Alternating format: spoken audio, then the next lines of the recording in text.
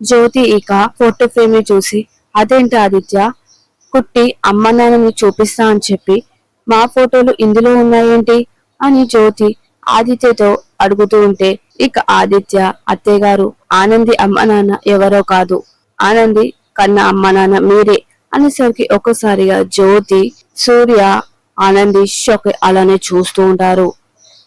అదేంటి, ఆనంది అమ్మ నాన్న మేమా? అవును అత్తయ్య గారు, ఆనంది కన్న అమ్మ నాన్న మీరే అని చెప్పడంతో జ్యోతి అలానే షాక్ చూస్తూ ఉంటుంది. అదేంటి బావగారు, ఆనంది అమ్మ నాన్న మా అమ్మ అవ్వడం ఏంటి, ఆనంది కూతురు మా అమ్మ కూతురు ఆనంది అవ్వడం ఏంటి అని అంటుంటే, అవును ఇది నిజమే, నువ్వు చిన్నప్పుడు మల్లిగా ఉన్నావు, నిన్ను జీవనగా మార్చింది ఎవరో నీకు తెలుసు కదా, ఈ ఆనందిని. మరి జీవనగా 4 ఏళ్ల వయసులో నిన్ను ఇంటికి పంపించింది ఆనందినే, నిన్ను జీవనగా పంపించింది. ఆ తర్వాత తను పుట్టిగానే మిగిలిపోయింది అని చెప్తుంటే ఇక ఏం మాట్లాడకుండా అలానే చూస్తుంది. కానీ ఏం జరిగిందో, కారణాలు ఏంటో నాకు తెలియదు, కానీ తను నిన్ను జీవనగా ఆ ఇంటికి పంపించి తను మాత్రం అమ్మన లేకుండా ఉండిపోయింది అని అంటుంటే ఇక జీవన, మరి కారణం తెలియదు అంటున్నారు, మీరు ఖచ్చితంగా మా అమ్మ నాన్నే ఆనంది అమ్మ నాన్న అని ఎలా చెప్తారు? చెప్తాను, నాకు ఖచ్చితంగా తెలుసు, నాకు దీనికి ఆధారం కూడా ఉంది అని అంటుంటే, ఆధారమా?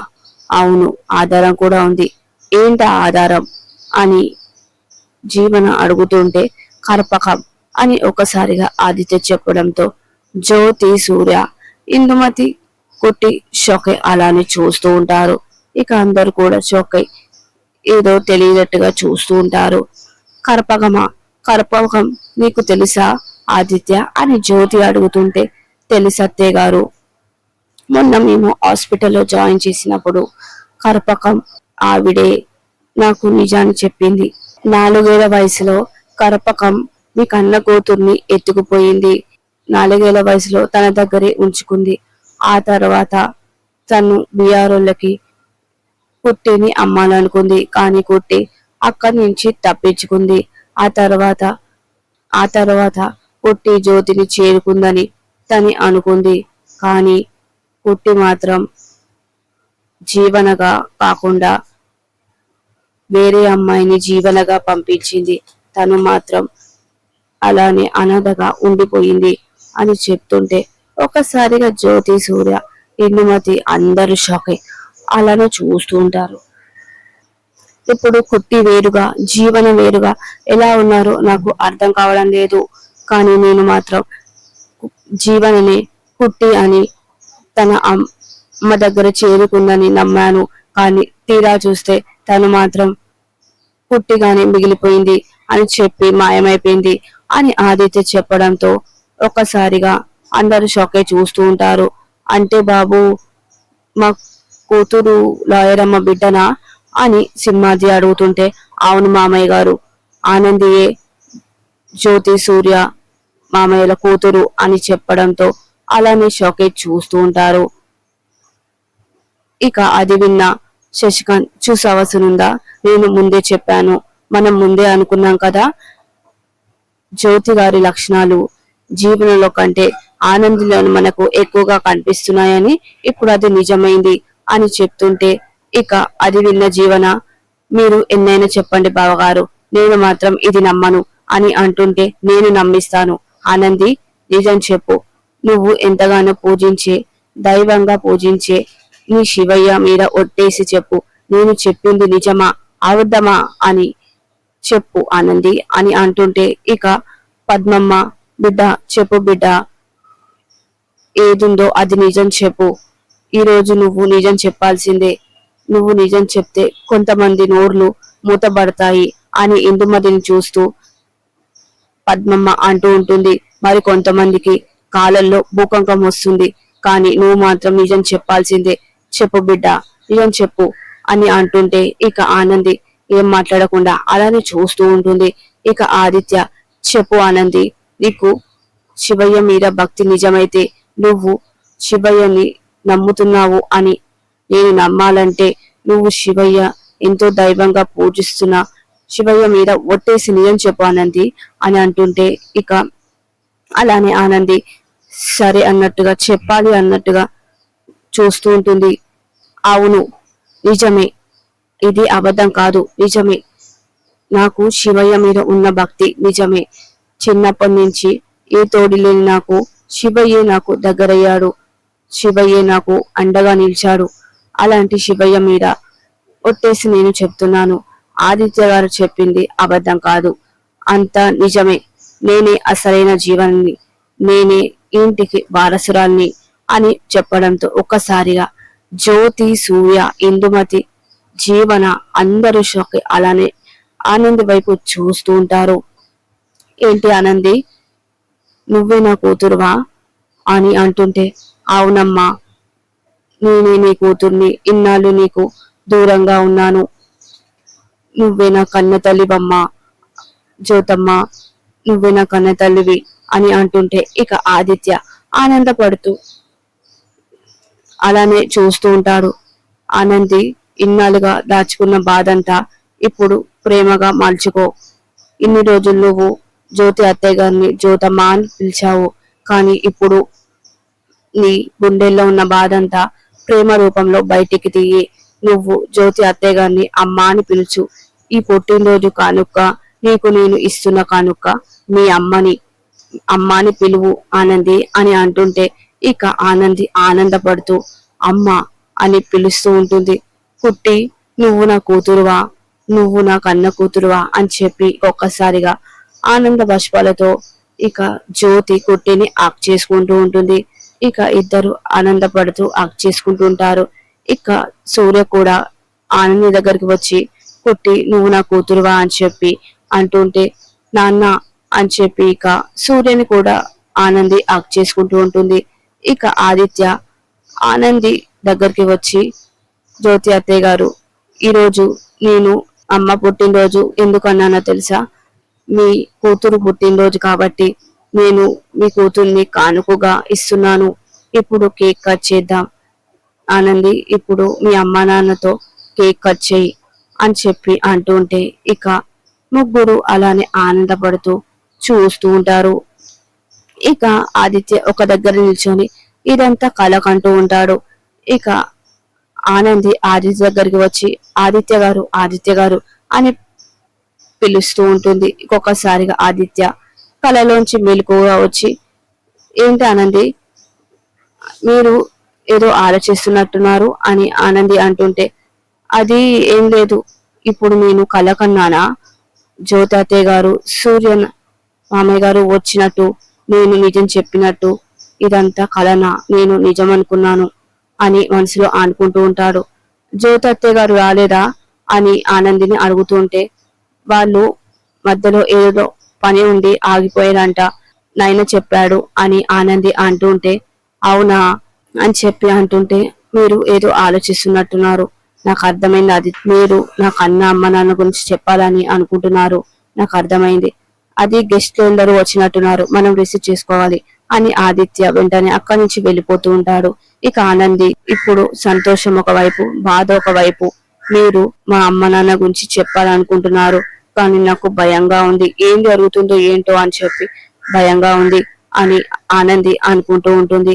భయపడుతూ అలానే ఆనంది ఆలోచిస్తూ ఉంటే అప్పుడే ఇక పద్మమ్మ వచ్చి, బిడ్డ నువ్వు ఎండలో ఇక్కడున్నావేంటి, అక్కడ కూర్చోపో అని పద్మమ్మ అంటుంటే పర్లేదమ్మా, ఇక్కడ గెస్ట్లు వస్తున్నారు కదా, నేను వాళ్ళని రిసీవ్ చేసుకుంటాను అని అంటుంటే సరే అని చెప్పి ఇక పద్మమ్మ అంటూ ఉంటుంది. ఇక ఆనంది కూడా అక్కడి నుంచి వెళ్ళిపోతూ ఉంటుంది. ఈ రోజు మన బిడ్డకి కన్న వాళ్ళు దగ్గర అవుతున్నారు, ఆదిత్య బాబు మన బిడ్డకి కన్న వాళ్ళని దగ్గరగా చేస్తున్నాడు అని అంటుంటే ఒక మాట అడుగుతాను, పద్దాలు చెప్పవే. మన బిడ్డ కన్న వాళ్ళకి దగ్గర అవుతే వాళ్ళు మన బిడ్డని వాళ్ళతో పాటు తీసుకెళ్తే నువ్వేం చేస్తావే అంటుంటే తీసుకపోతే తీసుకుపోని, మన బిడ్డ కన్న వాళ్ళకి దగ్గర అవుతే సంతోషమే కదా, మరి వాళ్ళు దూరంగా తీసుకెళ్ళటానికి ఏం చేస్తావే? తీసుకెళ్తే తీసుకెళ్ళని అయ్యా, మరి వాళ్ళు మన బిడ్డని శాశ్వతంగా అల్లుణ్ణి కూడా ఇల్లరికంగా తీసుకెళ్తానంటే ఏం చేస్తావే? సునందమ్మ గారు ఒప్పుకుంటారా? ఒప్పుకోరు కదా.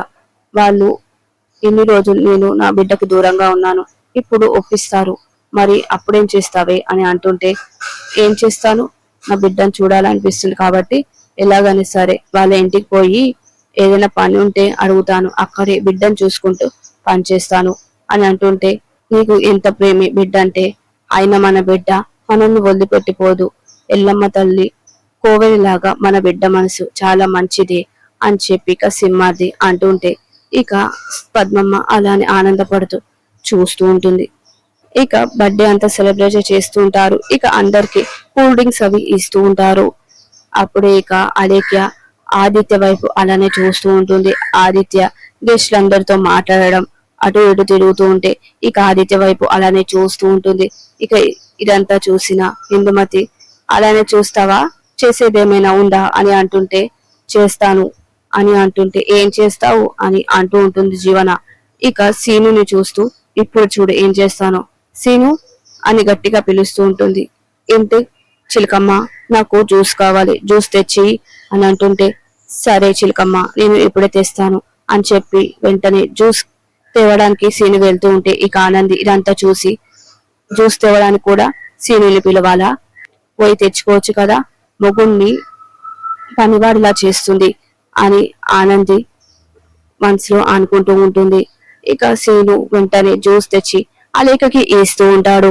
తీసుకో చిలకమ్మ అని అంటుంటే, సరే అని చెప్పి ఇక సీను చాలా మంచివాడిలా ఉన్నాడే. అవును సీను చాలా మంచివాడే, కానీ అమ్మాడే సీనుని చెడ్డవాడిని చేసింది అని జీవన అంటుంటే ఇక కోపంగా సీను, నన్ను ఏమైనా అనూరి పడతాను, కానీ అమ్మాడిని ఒక్క మాట అన్నా సరే నాలో ఇంకొకడు బయటకు వస్తాడు, వాడు ఏం చేస్తాడో ఎలా మాట్లాడతాడో తెలియదు, ఇంకోసారి అమ్మాడిని ఏమనొద్దు అని చెప్పి ఇక కోపంగా సీను అక్కడి నుంచి వెళ్తుంటాడు. మగాళ్ళందరూ ఇంతే అన్నమాట, నా మొగుడు కూడా ఇంతే, ఏమైనా అంటే చాలు ఆనంద్కే సపోర్ట్ చేస్తారు అని జీవన అంటుంటే, అంతే లేవే అని ఇక ఇందుమతి అంటూ ఉంటుంది. అవును నువ్వు ఇంతకి ఏం చేస్తానన్నావు అని అంటుంటే, చూడు చూపిస్తాను అని వెంటనే జ్యూస్ తీసుకొని ఆదిత్య దగ్గరికి వెళ్తూ ఉంటుంది. ఏంటి అలేఖ్య అని ఆదిత్య అంటుంటే, ఇన్ని నేను ఇంతసేపు అయింది వచ్చి నన్ను పలకరించావా ఆదిత్య అని అంటుంటే, నిన్ను జీవన పలకరించింది కదా, మరి నువ్వు పలకరించలేదు కదా, కుటుంబం అన్నాక ఎవరో ఒకరు పలకరిస్తే ఏంటి అని అంటుంటే, సరే అయితే ఈ జ్యూస్ తాగు అని అంటుంటే, సరే అని చెప్పి ఇక ఆదిత్య వెంటనే జ్యూస్ తాగుతూ ఉంటాడు.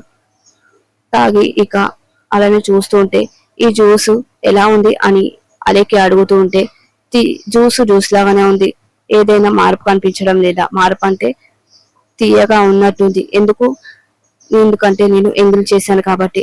ఆ మాటకి ఆదిత్య ఒక్కసారిగా కోపంగా, అసలు నువ్వు ఏం మాట్లాడుతున్నావు, ఇలాంటి పిచ్చి పనులు ఎందుకు చేస్తున్నావు అలేఖ్య, ఇలాంటి పనులు చేసి ఇంకా నీ మీద ఆశయం పెంచుకోకు అని అంటుంటే ఇక అలేఖ్య, సారీ ఆదిత్య, అది నేను ఎంగిలి చేయలేదు, నేను ఊరికే అన్నాను, నీ రియాక్షన్ ఎలా ఉంటుందో చూడాలని, అయినా సరే ఇంకోసారి ఇలాంటి పనులు చేయకు అని చెప్పి ఆదిత్య అక్కడి నుంచి వెళ్తూ ఉంటే ఇక అలేఖ్య, ఇప్పుడు ఇది తీయగా మారుంటుంది, షుగర్ లెవెల్స్ పెరుగుంటాయి అని చెప్పి తాగుతుంటే ఇక ఇందుమతి ఇదంతా చూసి, ఇది సైకోలాగా ఉంది, మనకు కావాల్సింది ఇలాంటి వాళ్ళే కదా అని జీవన అంటూ ఉంటుంది.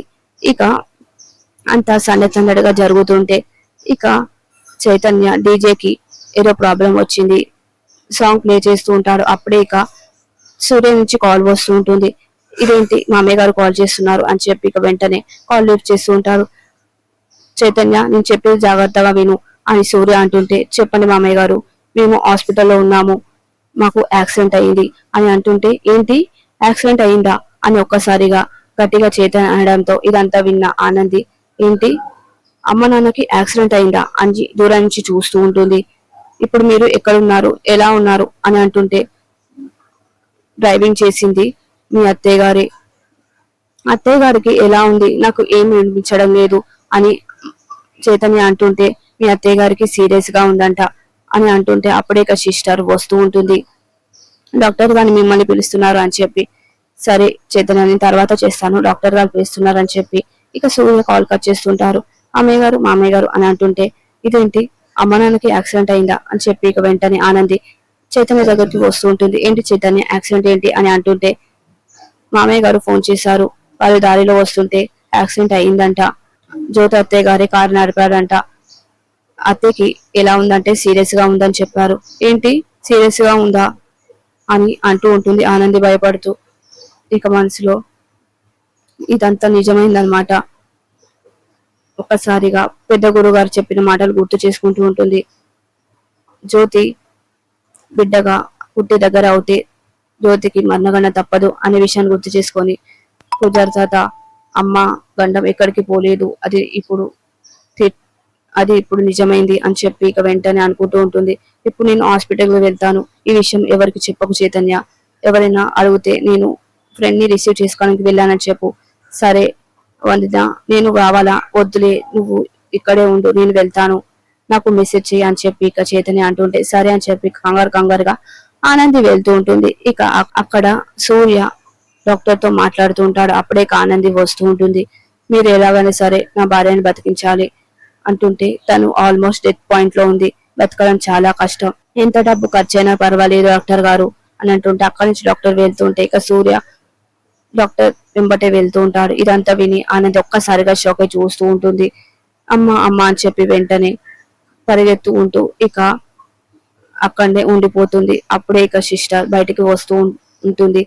లాయర్ సూర్య గారు అడ్మిట్ చేసిన పేషెంట్ ఎలా ఉన్నారు అని అడుగుతుంటే ఆవిడ గురించి జ్యోతి గారు డాక్టర్ గారితో మాట్లాడుతున్నారు, ఆవిడ బతకరు, ఆవిడ చాలా సీరియస్ గా ఉంది అని చెప్పడంతో ఒక్కసారిగా ఆనంది షాక్ అయి అలానే చూస్తూ ఉంటుంది.